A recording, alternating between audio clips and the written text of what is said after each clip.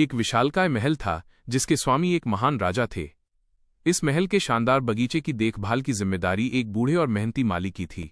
माली का नियम था, वो हर सुबह सूरज उगने से पहले बगीचे की सफाई करता, सबसे खूबसूरत फूल चुनता और राजा के शयन कक्ष में सुगंधित पुष्पों का एक गुलदस्ता सजा देता। कांटे का दर्द। एक दिन राजा ने सुबह सुबह उस गुलदस्ते को निहारा और सोचा, आह, ये गुलाब कितना सुंदर और कोमल है, जरा मैं भी इसे बिना डंठल के अपनी हथेली में रखकर महसूस करूं। राजा ने तुरंत एक गुलाब तोड़ा और उसे बड़े शौक से अपनी हथेली में दबा लिया। लेकिन ये क्या? गुलाब के डंठल पर छुपे हुए कांटे राजा की हथेली में तेजी से चुभने लगे। दर्द की लहर से राजा ने तड़पकर हाथ झटका और चिल्ला उठा, ये गुलाब मुझे चुभ गया, इससे खून निकल आया है। माली की मुस्कान और सीख। राजा के पास ही बूढ़ा माली खड़ा था।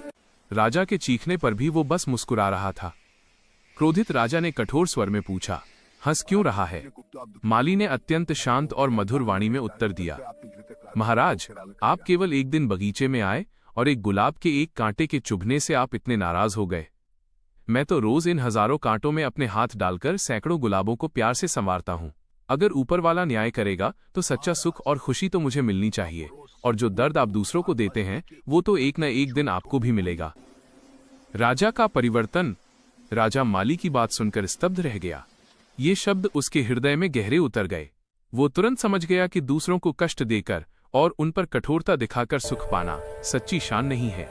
उसने उसी दिन से अपनी कठोरता त्याग दी, प्रजा से प्रेम और दया से व्यवहार करना शुरू कर दिया, और जल्द ही उसकी दयालुता का नाम दूर दूर तक फैल गया। सीख। हमें अपनी शक्ति का उपयोग दूसरों को पीड़ा देने के लिए नहीं, बल्कि उनके प्रति दयालु और विनम्र होने के लिए करना चाहिए। जो हम बोते हैं वही काटते हैं।